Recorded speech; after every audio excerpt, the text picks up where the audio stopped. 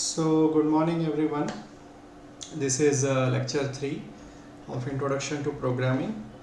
So we had some discussions about arithmetic on different types and we introduced integer and unsigned, etc. So let's first quickly get some clarifications. So you can see that I'm still using REPL, and you can see that I'm using a REPL, and this is so that if you go to this ID, this URL, repl.it/@Saurabh Joshi 7, where S and J are capital.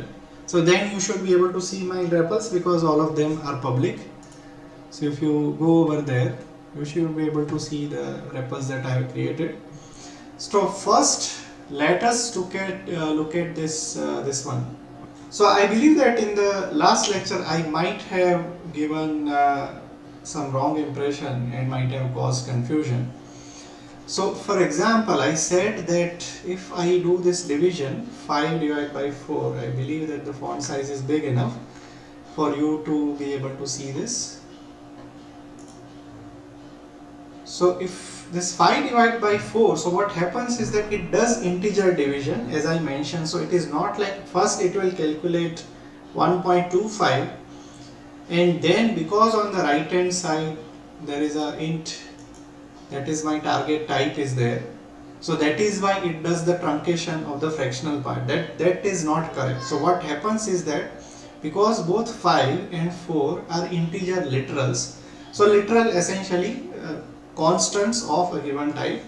So because both of them are int literals, what happens is this division is an integer division. That means that the answer will be just the quotient of this division. So for example, if you look at this example, so here I am doing the division and then I am printing that what is the value of C, and then I will be doing the same thing, but now my type is float, and we will talk about float as a type in a short while, and then we'll print that what is the value of my float. So I'm just going to run this program, click on this thing, and you see that even for float the value that it gives is 1.0000. So what happens is that on the right hand side first this calculation happens, and because both of the constants are int, that is why what it does is it does the integer division. That means that it will compute the quotient and then it converts this result into the target type, which is float. So that is why what we get is this. So if instead of that, if we indeed wanted a floating point division, then what we can do is, so this double slash, what it does is that starting from double slash till the end of the line, it will comment out the code. So even though it is there in your editor, the compiler is going to ignore the comment. So essentially you can write anything over here. You can write a text and comments are very useful for documenting your code. So if you see over here, so now what I have done is that I have written in parenthesis float and then 5 divided by 4. So what happens is that this tells that you please convert 5 into the float type, and when you do this division, because one of the type is float, what it is going to do is that it's going to do the entire division in float. So then it will be floating point division, and then it will give that corresponding value. So here you can see that it is 1.25. So if you do not want this loss of fractional part, so then either you should tell it that do this computation in float. So this is one of the ways of doing it, or the another way of doing it is I can just do this. So the moment I do 5.0, it tells the compiler that this 5.0 as a number is a floating point number. It should not be treated as an int, and that is why now the entire division will happen as a floating point division, and you will get the answer 1.25. So this is what what you get as expected. So in one of the earlier lectures, I believe in lecture 2, I had mentioned that your integer line it looks like this, right? So it is the this is your int line, okay? And if you have the type int, then what is going to happen is that it is going to be some subset. So this is 0, and then it will go all the way to so assuming that in a given architecture it is a 32-bit, then it will go up to 31 minus 1, and here it will go to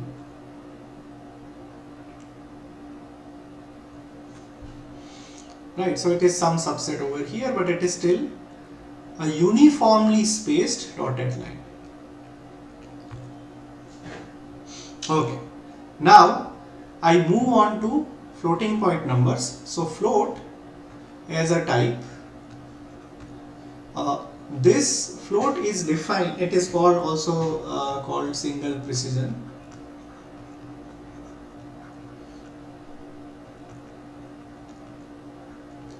And this is not architecture dependent. So typically there is a IEEE 754 standard that actually defines that what a single precision floating point should look like, and the arithmetic on these floating point number, what it should mean.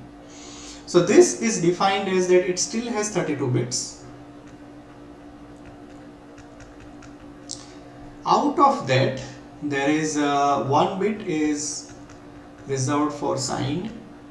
So that means that whether the number is positive or negative. Then 23 bits are called mantissa, and then 8 bits are for exponent.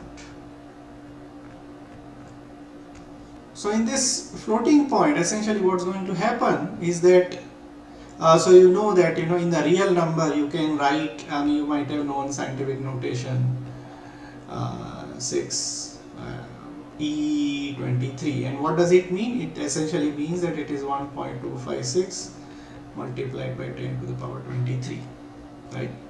So you can say that essentially you have the separate number of bits are allotted for exponent, and there are the separate bits are allotted for mantissa, and there is one sign bit that whether it is positive or negative.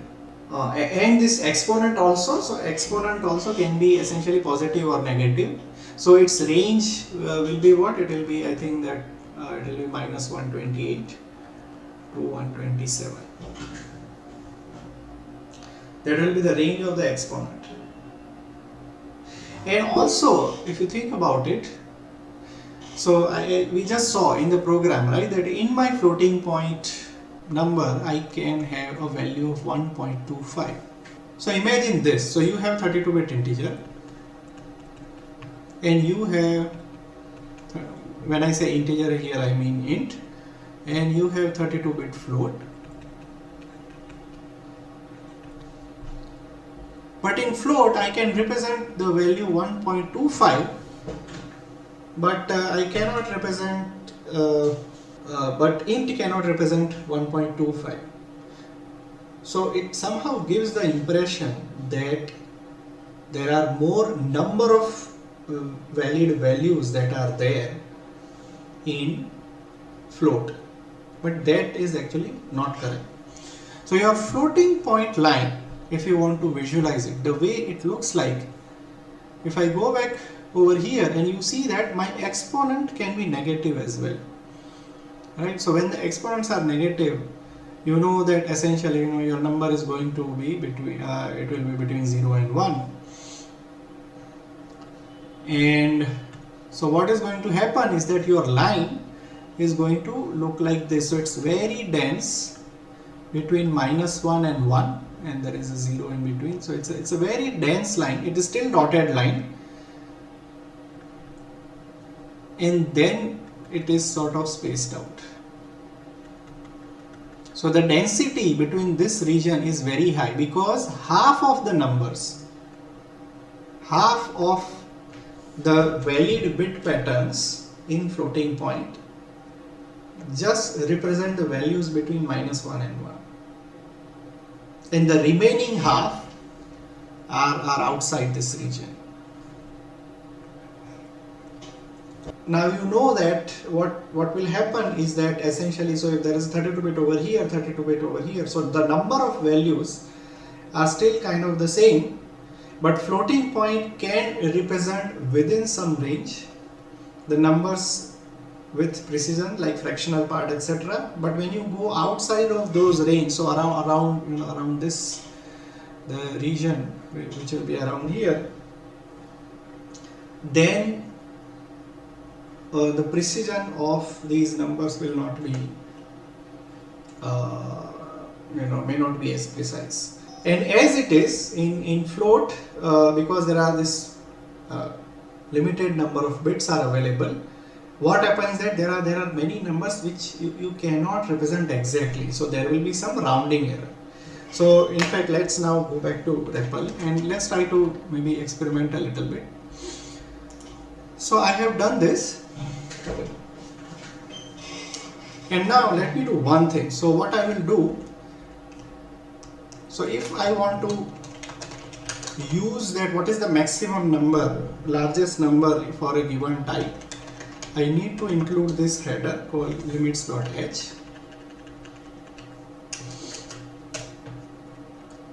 And then let me do that f is equal to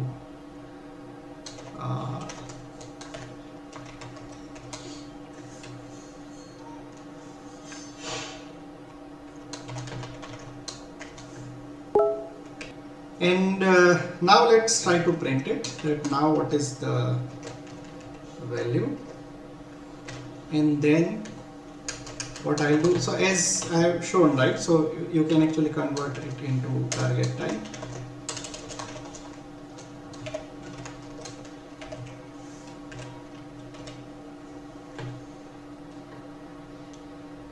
And then let me again print and see, we'll see that if there is any loss in precision or not.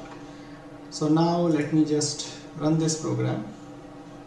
So you see that here at line number 12, so this int max is defined in limits.h. So we'll talk about what macros are and preprocessor and things like that.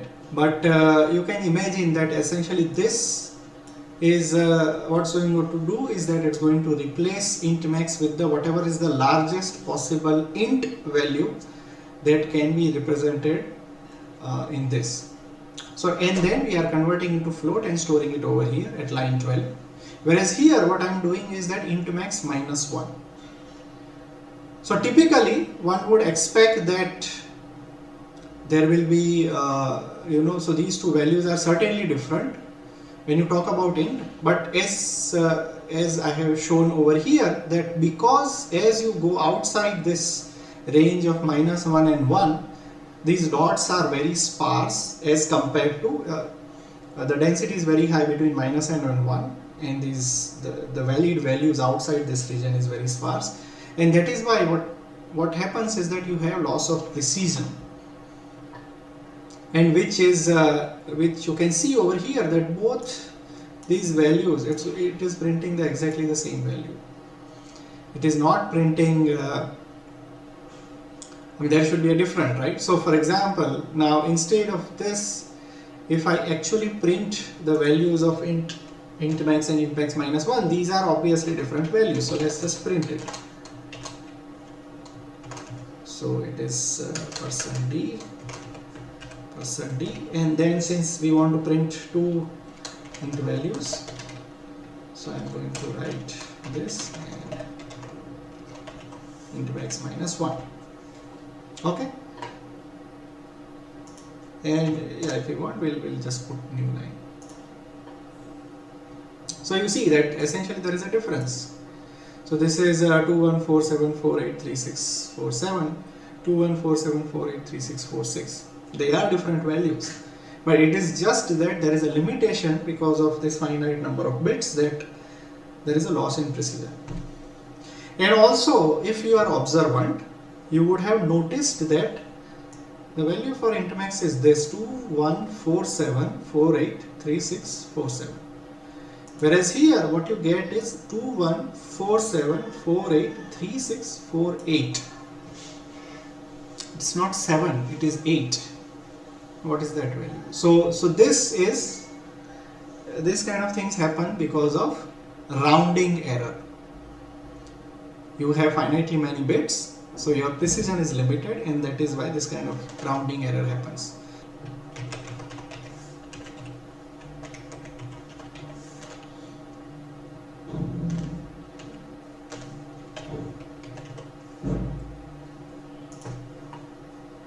Yeah, so see that this is 2.25 and this is 0.15. I have stored in a variable. Now if you see that instead of the answer being 15, it is 14.9999.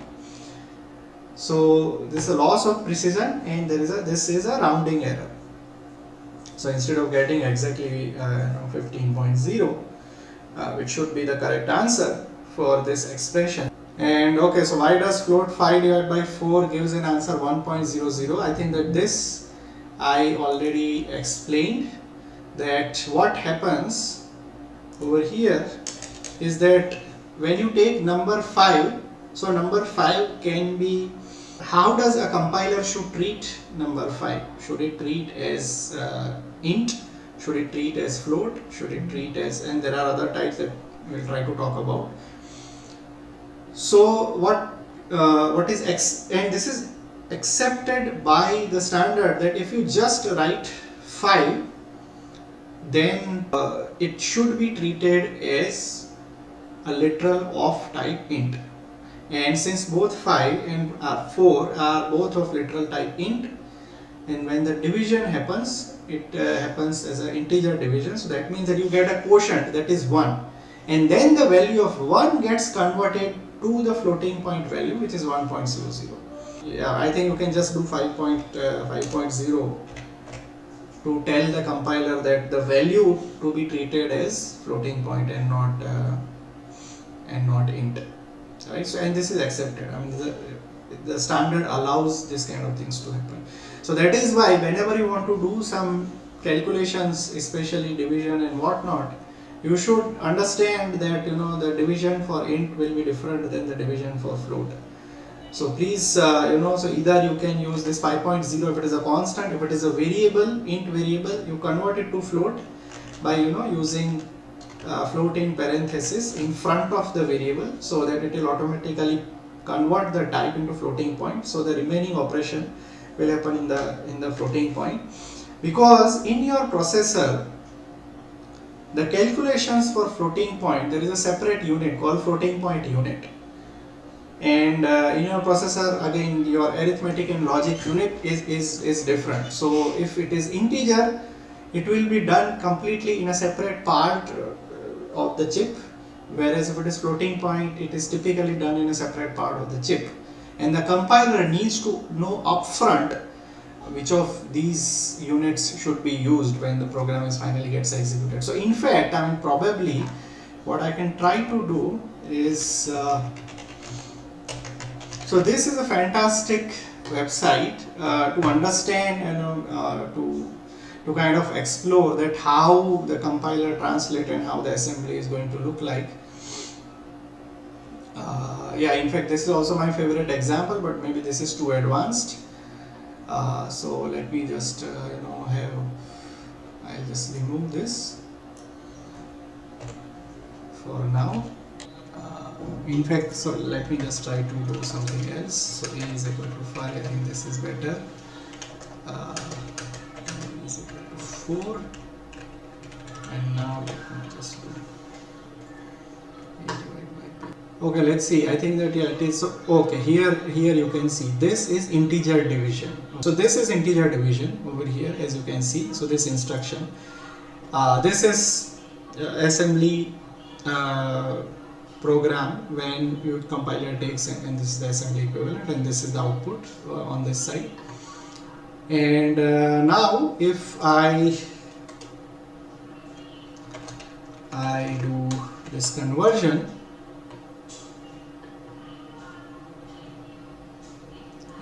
will I see floating point division here? Yeah, so this you see that now the instruction for division is different. It is div ss, which is a division of two single precision values, whereas earlier we said integer division. So these instructions, this IDiv and div ss, anyway that further actually becomes binary microcode and whatnot. We won't go into those details, but I hope that you understand that underlying what happens that many times typically it goes to different part of your processor, and the compiler needs to know. So compiler is the one which emits these instructions, that whether this the division instruction that I should use, should it be single precision floating point division, so that this instruction can be executed by the processor on the FPU, which is floating point unit, or whether I should use integer division. So if I don't have this, it is going to use integer division. So I hope that this doubt is clear, that it does the integer division first, and then it converts this value from source to the scalar to the floating point value, and then it gets printed. So I hope you understand that why, even if the target type is a floating point type, as long as in your expression there is no floating point type involved, it is going to do integer division, integer multiplication and things like that. So in floating point arithmetic, so let's say that you have two different values A and B, and let's say C, right, and they are given some values, some value 1. So this fancy V1 is just for some value. I am just not writing these values. Now in mathematics, what happens is that what you have is a real number. First of all, in computer there are no real numbers because you have finite amount of memory. So for real numbers you require infinite amount of memory, right? Because pi itself cannot be represented in no finite amount of paper. You cannot write pi, and similarly e. So there are like all the irrational numbers. But in mathematics, what happens that, for example, assuming that a, b and c, these are all three real numbers, for a moment you assume that, then you have two very nice laws that you can rely on. One is commutativity. I am hoping that you know these things. 12th standard, I think it is in associativity. Floating point calculation in your program, it is not associative.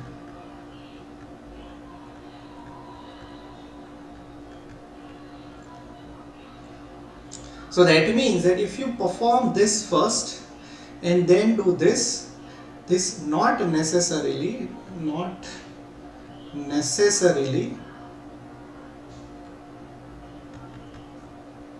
be equal to A plus B plus C.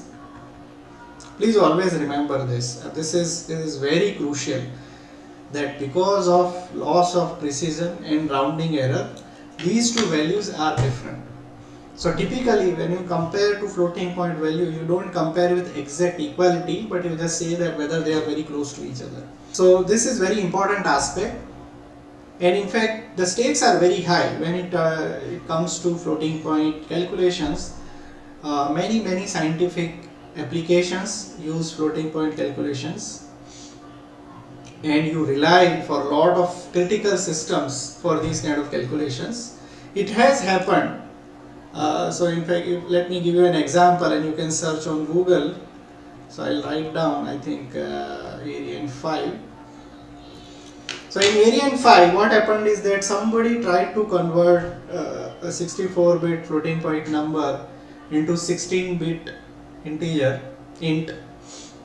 And certainly, obviously, just because the number of bits are different, there is going to be loss of information. That resulted, after a few seconds of this liftoff, Arian 5 was a space shuttle, it just completely blew out of the sky. Just a few seconds after the liftoff. So when you write a program, the stakes are really high, especially if your program, your code fragment goes into any critical system. It might go into car, it might go into space or other control systems, etc. Right? So as a programmer, you should at all times be aware about what my program is going to do, how it is going to behave. Without even running the program, you should cultivate that habit of reading code. Without running the program, you should be able to know that what exactly your program is doing. Okay, so please keep that in mind. Now as far as associativity is concerned, even for int, so for signed int, there is one thing that is crucial. So if I do a plus b plus c plus d plus e, so let's say that some I is equal to, so I can write an expression like this. So now the compiler sort of the standard says that this is left associative, so that means that a plus b plus c plus d, so this is how it is going to evaluate, or at least the final value that it is going to evaluate should be like this. So plus as an operator. Now many times compiler does some kind of optimizations to save some calculation or speed up, but it is not allowed to do so any such reordering. So C standard does not specify. So these sub expressions it can calculate in different order. The values of the sub expression it can calculate in arbitrary order, so there is no sequencing. But then these final values, once you get these values, at least the final result should be equivalent to this. And why am I saying equivalent to this?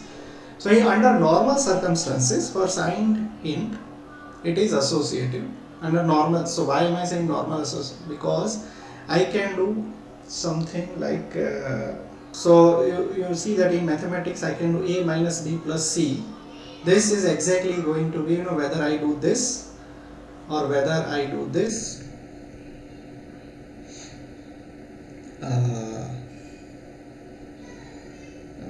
So essentially a plus minus b plus c, both of this is going to result in the same value. What can happen is that sometimes if you write some expressions in certain fashion, and if you change the ordering, then there can be a sign. So we have already discussed about signed int overflow, right? So what can happen is that if you do some kind of reordering, it can actually overflow. So I mean, for example, this expression is the same as a plus c minus b as well, right? And I say that why not I do this? But what can happen is that if I do a plus c, there can be signed int overflow. In that behavior is undefined. So what the standard says, if I remember correctly, is that compiler is free to reorder the evaluation of the sub expression as long as it can ensure that the resultant value is going to be equivalent as if this has happened. And I'm just talking about values. So later on we'll see that if instead of a, if the value is coming up in a different manner, if you invoke a function etc., then there is no guarantee in what order these functions are called. If you don't understand this part, it's okay. So we will talk about it later, right? But just normal values.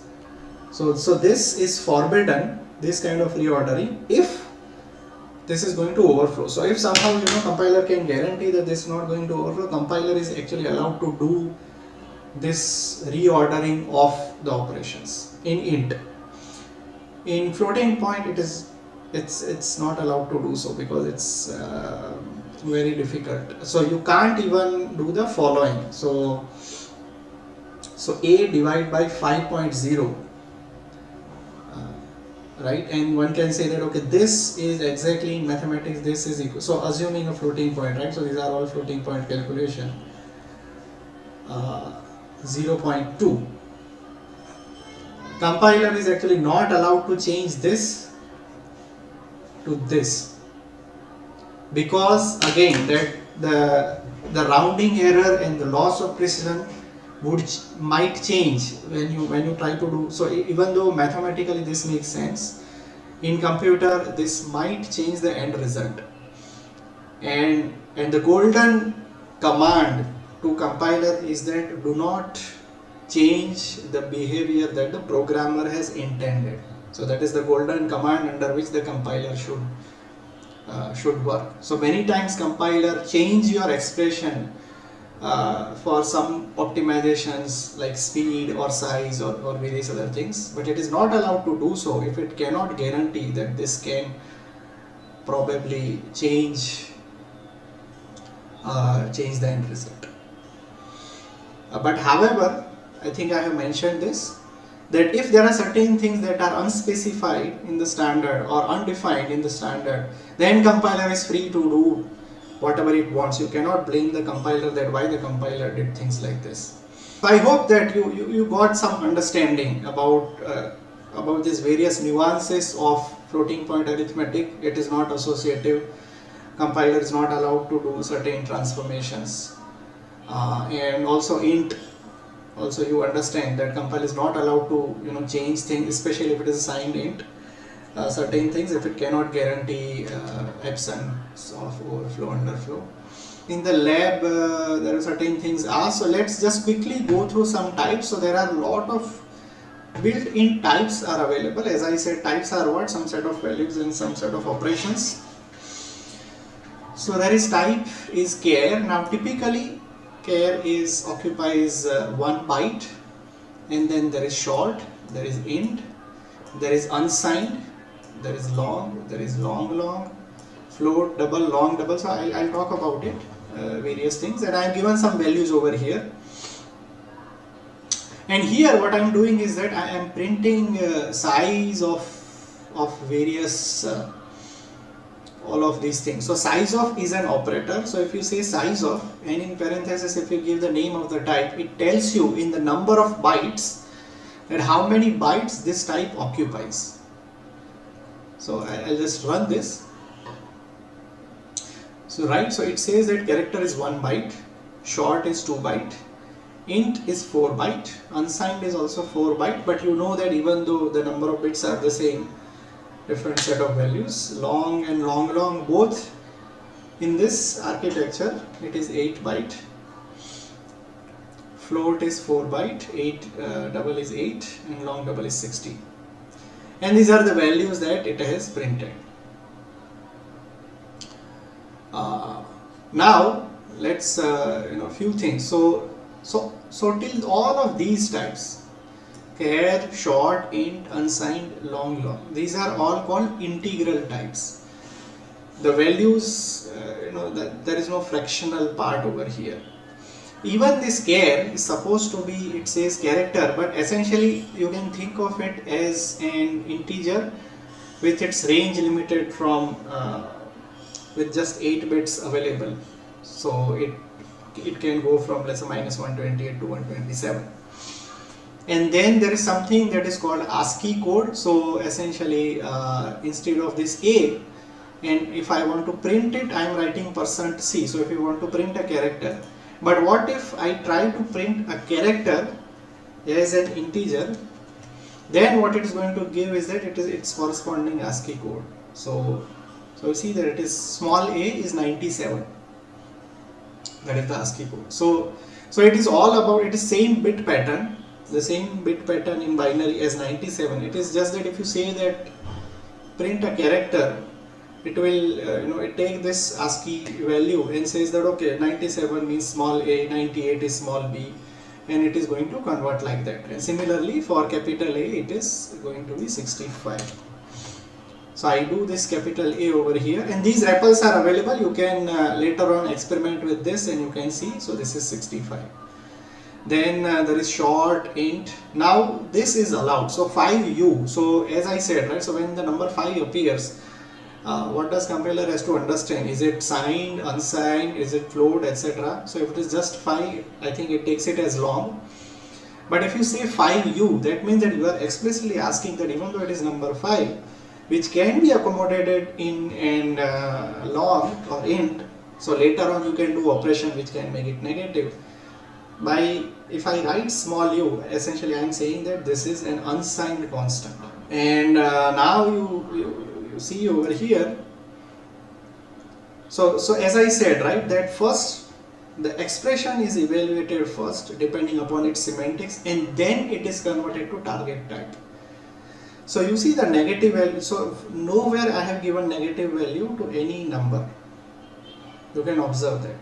But it is still printing negative value for this. For long it is printing negative value. Now why is that happening? And I think that if I put my cursor over here, this ID is showing the warning that there is an overflow in the expression. Because I take int max, the largest number that I can represent, I am adding in 1. So by default, if I do this, it is going to do this operation in an int which has only 4 bytes. So there is going to be an overflow. If I want to change that, what I can do is I'll say that promote it to long. So now you have more number of bits available, and now it should not overflow. So instead of this negative number, now you see that now this is complete. Now this has become positive. Now because you can see over here that both long and long are the same byte, so if I do +1, and now there is no trick that I can perform, it is still going to overflow if I do this, because the number of bits are still the same. So this is still going to be negative because it has overflown. Okay. Now for this float, so I can see 1.2 E200. So as I said, right, so you can write the exponent like this. It's a scientific notation is allowed. So E essentially the number that comes after that is the exponent. But for floating point, I have discussed that there are only 8 bits are available, minus 128 to this thing. So now this value is too large, and that is why it is saying infinity. And once that happens, the value in this variable f is not a number. So there is a specific bit pattern called not a number. So I mean there is a specific bit pattern for infinity, minus infinity, and then certain calculations can make the numbers. So if you do divide by 0 in a floating point, it will become not a number. And then once something is not a number, then none of the further evaluation is going to make sense. And certainly, like infinity is also not a number. You can't expect to do some multiplication, division, and expect to get some meaningful result out of it. That means that actually the number of valid values in a single precision floating point variable is less than the number of valid values that is available for int, because even though both are 32 bits, certain bit patterns in single precision floating point are reserved for infinity, not infinity, and things like that. Okay. But I can do, so if I reduce this, instead of 200, I make it 100, and then I think that it should come out as fine. No? About 10. Okay, so now it is coming. It is coming as fine. I don't know, like, what's the largest value I can push here. Maybe let's say 90. Yeah. So all of this is sort of.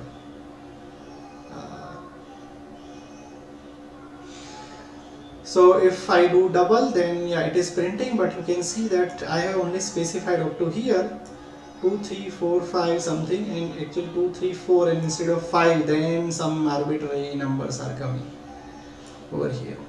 Again, because of the loss of precision, etc. Now this is a long double. The long double size is 16 bytes. It's 128 bits. It's very large. But if I go very much negative, then it will just print 0, 0, 0. Let me just see. Yeah, so it is printing 0, 0, 0 over here. because what I have done is in the print I am saying that after decimal point you print the 20 digits after decimal point. So then it will come, so I need to increase some of that value, etc. Or I can I don't know how to ask long double to put in a scientific notation. I don't know, maybe E will be allowed. Yeah, so this is fine.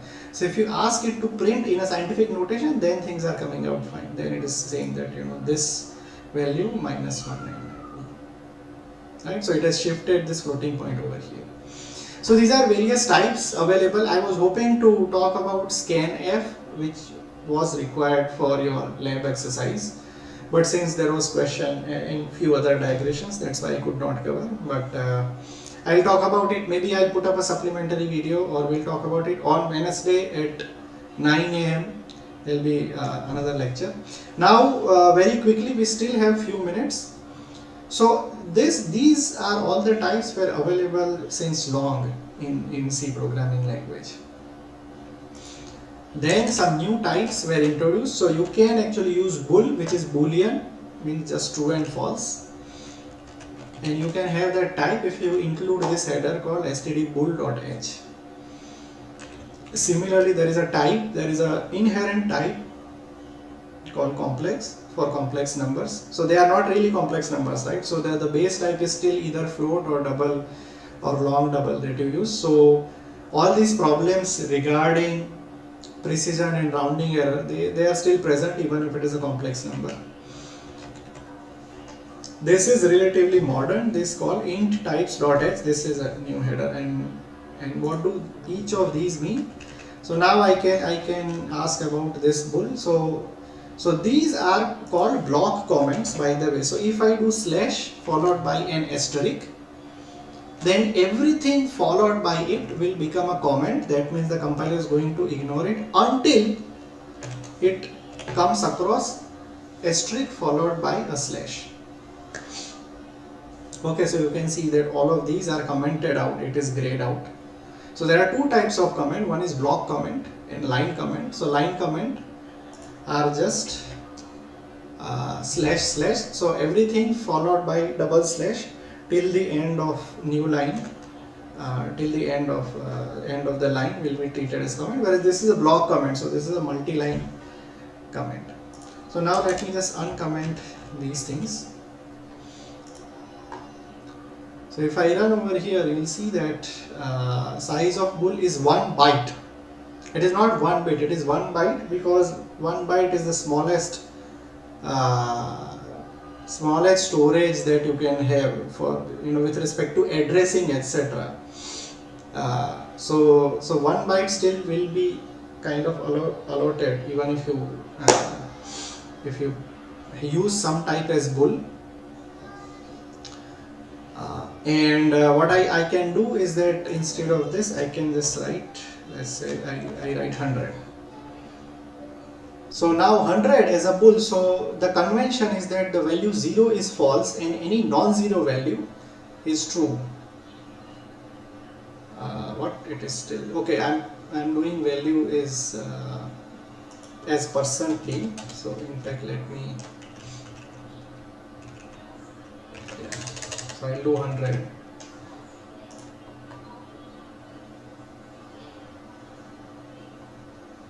And now say it's saying that value is 1. So the good thing about bool is that no matter if you give a non-zero value, it's going to convert to 1, and if you give 0 is 0.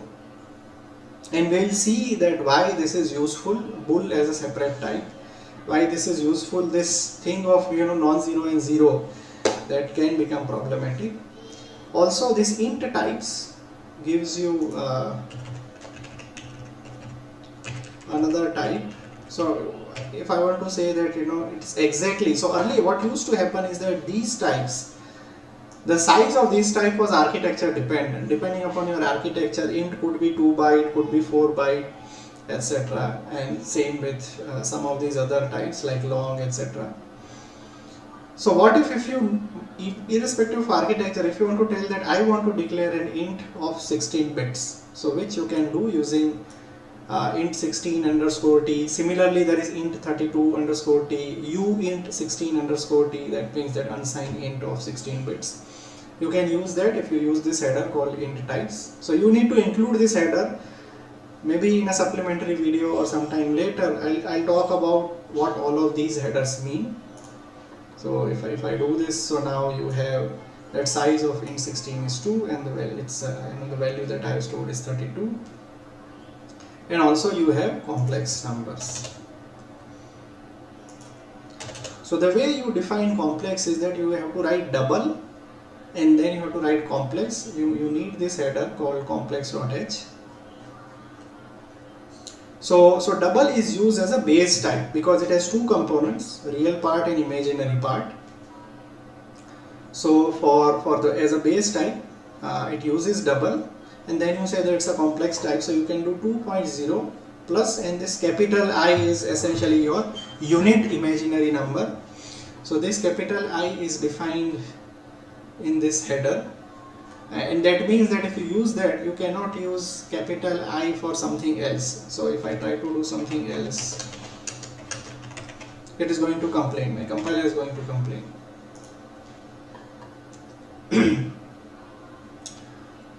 So see, it's complaining